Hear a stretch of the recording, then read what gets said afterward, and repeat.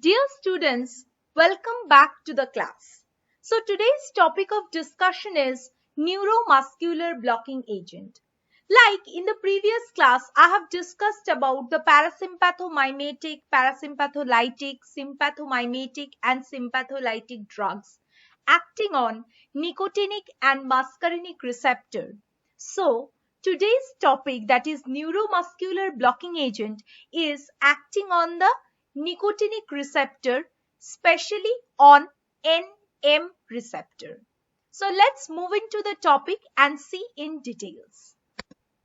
So neuromuscular blocking agent are neuromuscular blocking drugs that block the neuromuscular transmission at the neuromuscular junction, causing paralysis of the affected skeletal muscle. This is accomplished via their action on the postsynaptic acetylcholine, specifically NM receptors. So this neuromuscular blocking agent are acting on the neuromuscular junction for the neuromuscular transmission blockage, causing paralysis on skeletal muscle. Next, this neuromuscular blocking agent is classified mainly into two broad categories. First is non-depolarizing blocking agent and second is depolarizing blocking agent. For non-depolarizing blocking agent, let's see what is there. These are the agents that constitute the majority of the clinically relevant neuromuscular blockers. They act competitively, blocking the binding of acetylcholine to its receptors, and in cases they also directly block the inotropic activity of acetylcholine receptor. This means what? Non-depolarizing blocking agents act competitively and they block the inotropic activity of the acetylcholine receptors. Next is the depolarizing blocking agent.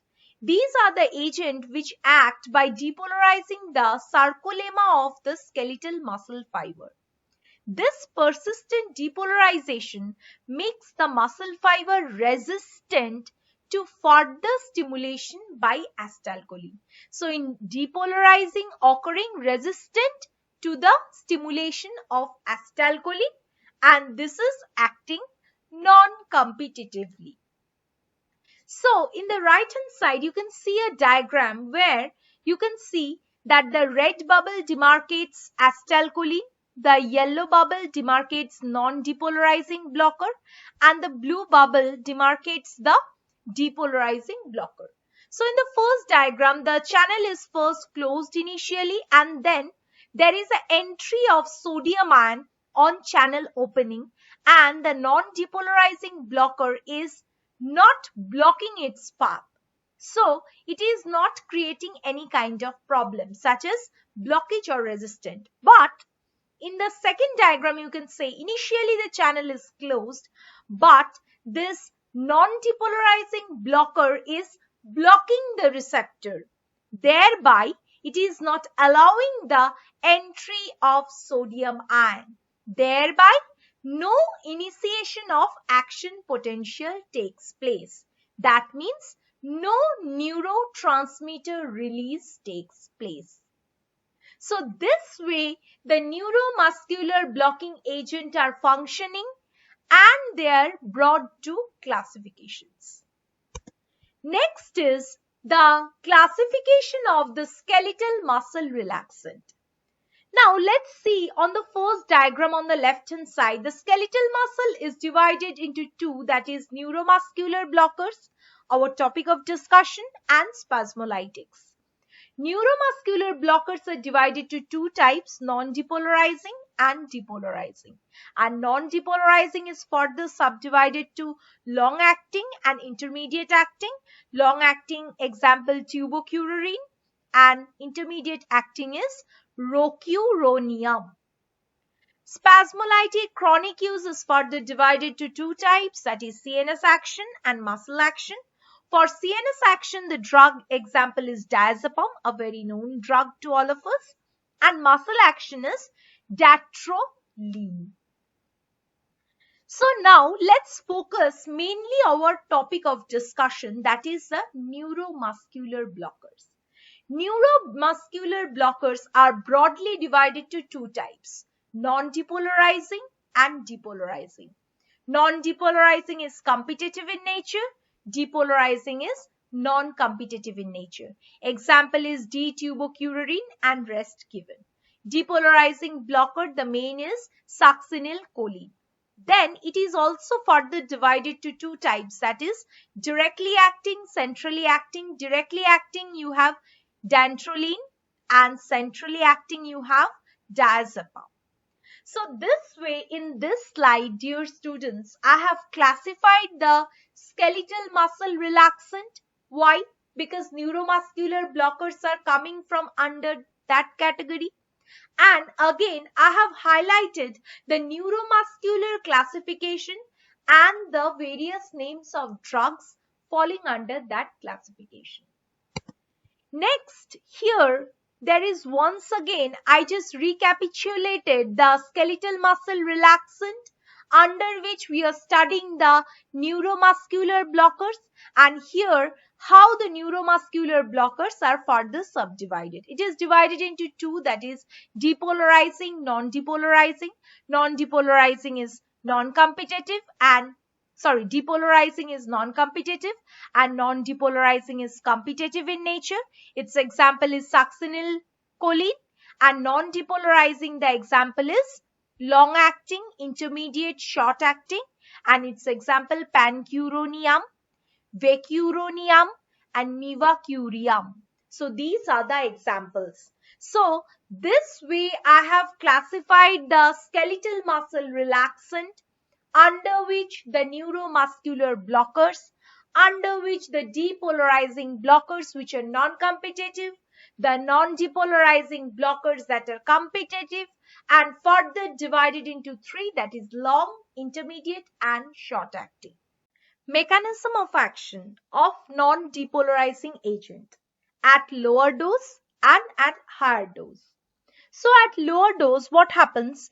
These drugs combine with nicotinic receptors and prevent the acetylcholine binding as they compete with the acetylcholine for receptor binding. They are called competitive blockers.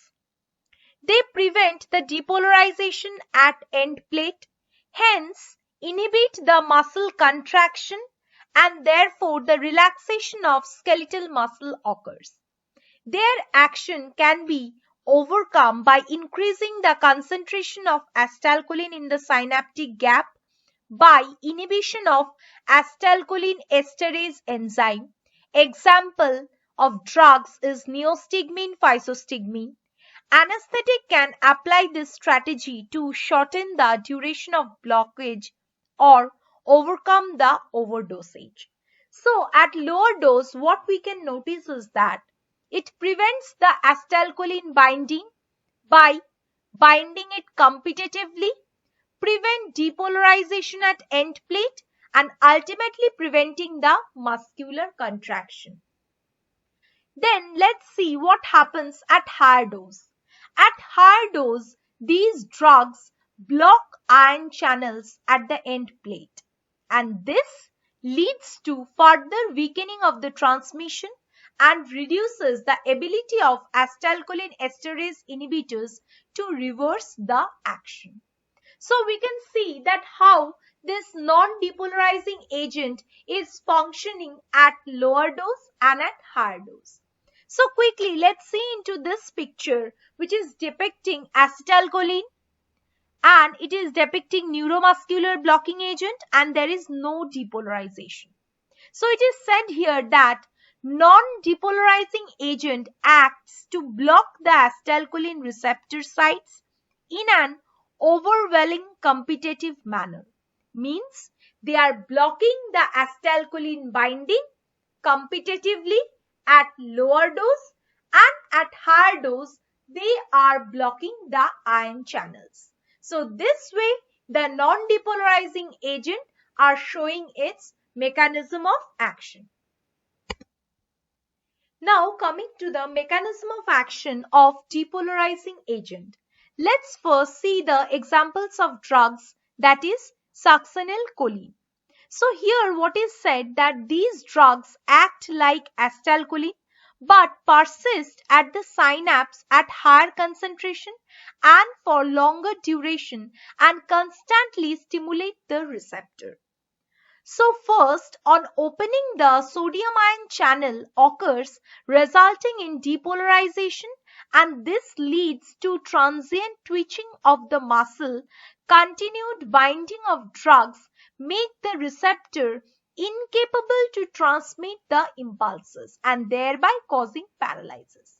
And this continued depolarization makes the receptor incapable of transmitting further impulses. So what happens is that the depolarizing agents create an overwhelming persistent stimulation, that is a continuous stimulation to the receptors. And thus what happens, the membranes become exhausted and numb and unresponsive to acetylcholine. And this way the muscular contraction cannot take place until it returns back to the resting phase. So this way the mechanism of action of depolarizing agents have been illustrated. So this is the reference of the pictures that are being provided in this entire presentation. Thank you students for listening to this presentation. Hope this presentation will help you all in doing the assignments, and you have also gathered a clear picture about neuromuscular agent, skeletal relaxing agents, and the various depolarizing and non-depolarizing agents and their mechanism of action. Thank you for listening once again.